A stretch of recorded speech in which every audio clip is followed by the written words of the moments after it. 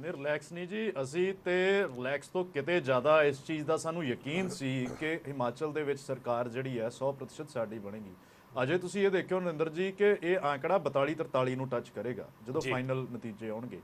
ਸੋ ਅਸੀਂ ਬੜੇ ਨਿਸ਼ਚਿੰਤ ਹਾਂ ਹਿਮਾਚਲ ਨੂੰ ਲੈ ਕੇ, ਔਰ ਸਰਕਾਰ ਜਲਦੀ ਅਸੀਂ ਜਿਹੜਾ ਸਰਕਾਰ ਜਿਹੜੀ ਆ ਕਾਂਗਰਸ ਦੀ ਉੱਥੇ ਬਣ ਜਾ ਰਹੀ ਹੈ ਜੀ।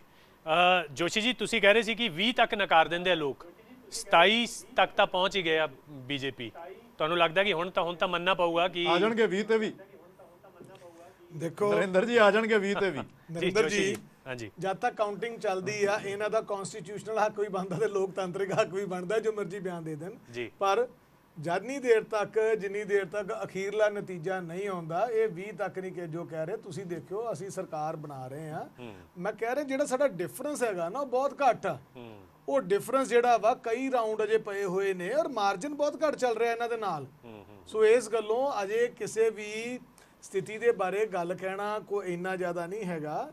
ਅਜੇ ਗਿਣਤੀ ਚੱਲਦੀ ਪਈ ਆ, ਗਿਣਤੀ ਦੇ ਵਿੱਚ ਕੀ ਆਉਣਾ ਕੀ ਨਹੀਂ ਆਉਣਾ ਇਹ ਆਪਣੇ ਅੰਦਾਜ਼ੇ ਲਾ ਰਹੇ ਨੇ। ਇਹਨਾਂ ਨੂੰ ਰਾਈਟ ਆ, ਮੈਂ ਇਹਨਾਂ ਦਾ ਰਾਈਟ ਨਹੀਂ ਖੋ ਸਕਦਾ, ਇਹਨਾਂ ਦਾ ਹੱਕ ਵਾ, ਖੁਸ਼ ਹੋ ਲੈਣ ਦਿਓ, ਕੋਈ ਗੱਲ ਨਹੀਂ।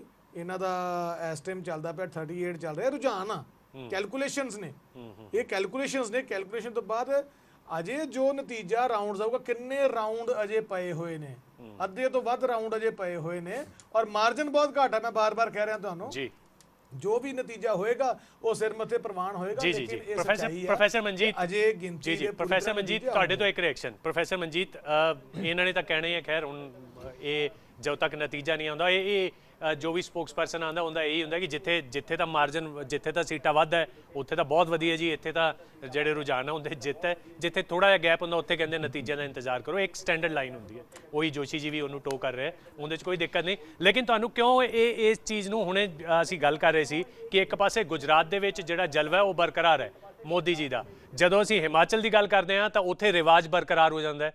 ਇਹ ਇਹਨਾਂ ਡਿਫਰੈਂਸ ਕਿਉਂ ਹੈ? देखो जिहड़ा गुजरात आ ਉਹ ਨਰਿੰਦਰ ਜੀ ਕਿਸੇ ਵੀ ਕੀਮਤ ਦੇ ਉੱਤੇ ਬੀਜੇਪੀ ਹਾਰਨਾ ਇਸ ਚੋਣਾਂ ਦੇ ਵਿੱਚ ਮਨਜ਼ੂਰ ਨਹੀਂ ਸੀ ਕਰ ਸਕਦੀ ਕਿਸੇ ਵੀ ਕੀਮਤ ਤੇ। ਮੈਂ ਜਦੋਂ ਇਹ ਕਿਸੇ ਵੀ ਕੀਮਤ ਤੇ ਕਹਿਣਾ, ਉਹ ਪੂਰੀ ਜਿੰਦ ਜਾਨ ਲਾ ਕੇ, ਭਾਵੇਂ ਉਹ ਰਾਜਨੀਤਿਕ ਆ, ਭਾਵੇਂ ਪੈਸਾ ਆ, ਭਾਵੇਂ ਉਹ ਕਾਡਰ ਦੀ ਮੋਬਿਲਾਈਜੇਸ਼ਨ। ਤੁਹਾਨੂੰ ਪਤਾ ਪਹਿਲੇ ਫੇਜ਼ ਤੱਕ ਅਮਿਤ ਸ਼ਾਹ ਤੇ ਮੋਦੀ ਜੀ 60 ਰੈਲੀਆਂ ਕਰ ਚੁੱਕੇ ਸੀਗੇ।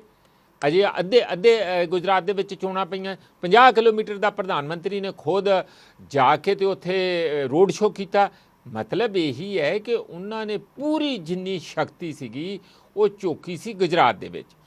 ਸ਼ੁਰੂਆਤੀ ਦੌਰ ਦੇ ਵਿੱਚ ਸਾਨੂੰ ਦੇਖਣ ਨੂੰ ਮਿਲਿਆ ਕਿ ਹਿਮਾਚਲ ਪ੍ਰਦੇਸ਼ ਦੇ ਵਿੱਚ ਵੀ, ਕਿਉਂਕਿ ਉਹ ਚੋਣਾਂ ਪਹਿਲਾਂ ਸ਼ੁਰੂ ਹੋਈਆਂ ਤੇ ਵਿਦ ਬੈਂਗ, ਮਤਲਬ ਇੱਕ ਧੜੱਲੇ ਦੇ ਨਾਲ ਪਾਰਟੀਆਂ ਉੱਥੇ ਉਤਰੀਆਂ, ਆਪੋ ਆਪਣਾ ਪ੍ਰਚਾਰ ਕਰਨਾ ਸ਼ੁਰੂ ਕੀਤਾ। ਤੇ ਜਿੱਥੇ ਤੱਕ ਹਿਮਾਚਲ ਦੇ ਵਿੱਚ ਝਾੜੂ ਵਾਲੀ ਪਾਰਟੀ ਦਾ, ਆਮ ਆਦਮੀ ਪਾਰਟੀ ਦਾ ਸਵਾਲ ਸੀਗਾ, ਉਹਨਾਂ ਨੇ ਛੇਤੀ ਦੇਖ ਲਿਆ ਕਿ ਯਾਰ ਇੱਥੇ ਤੇ ਕੋਈ ਸਾਡੀ ਗੱਲ ਸੁਣਦਾ ਹੀ ਨਹੀਂ।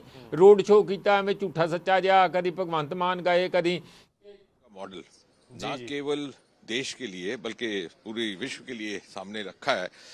उसके फुटप्रिंट्स गुजरात के हर चप्पे चप्पे पर मौजूद है। आप कहीं भी चले जाइए गुजरात किसी भी हिस्से में, वहाँ पर आपको मोदी जी के पद चिन्ह दिखाई देते हैं। तो मुझे लगता है कि लोगों ने मोदी जी के प्रति और जिस प्रकार से उनके नेतृत्व में अब भारत आगे बढ़ रहा है उसके पक्ष में मतदान किया है।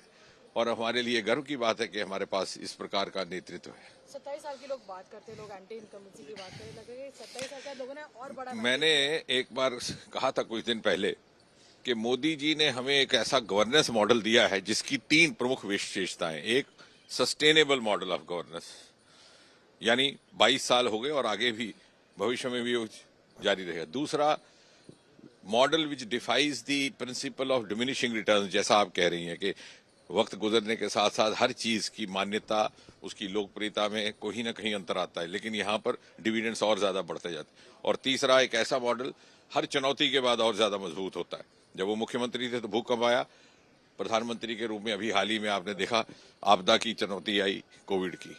और वो इसलिए कि इसमें बहुत अधिक, मुझे लग रहा है ये भी एक शोध का विषय रहेगा शोधकर्ताओं के लिए, कि जिस प्रकार की निष्ठा, निरंतर परिश्रम, प्रयास और फोकस के साथ मोदी जी ने इस देश को ये प्रशासन देने का एक कामयाब कोशिश की है। एक बहुत बड़ा चैलेंज पीएम ने भूपेंद्र पटेल के लिए भी थ्रो किया था कि नरेंद्र का रिकॉर्ड भूपेंद्र तोड़ेगा. He would have also been under a lot of pressure, but do you think he'll be a much more relieved man today? No, I think see, Narendra Modi ji is an ideal for all of us. He's an asset for all of us, and if not wholly, even to a certain extent, to some extent, I would say, if we are able to follow him, that is. ਜੀ ਹਾਂ, ਜਤਿੰਦਰ ਸਿੰਘ ਨੂੰ ਤੁਸੀਂ ਸੁਣਿਆ, ਕੇਂਦਰੀ ਮੰਤਰੀ ਮੋਦੀ ਜੀ ਦੇ model ਦਾ ਜ਼ਿਕਰ ਕਰ ਰਹੇ ਨੇ, ਲੇਕਿਨ ਇਹ ਮਾਡਲ ਹਿਮਾਚਲ 'ਚ ਸਸਟੇਨ ਕਿਉਂ ਨਹੀਂ ਕਰ ਸਕਿਆ, ਇਹ ਵੱਡਾ ਸਵਾਲ ਹੈ। ਇਹੀ ਸਵਾਲ ਮੈਂ ਮਨਜੀਤ ਜੀ, ਪ੍ਰੋਫੈਸਰ ਮਨਜੀਤ, ਮਾਫ ਕਰਨਾ ਤੁਹਾਨੂੰ ਰੋਕਣਾ ਪਿਆ ਵਿੱਚੋਂ, ਇਹਨਾਂ ਦੀ ਰਿਐਕਸ਼ਨ ਆ ਗਿਆ ਸੀ।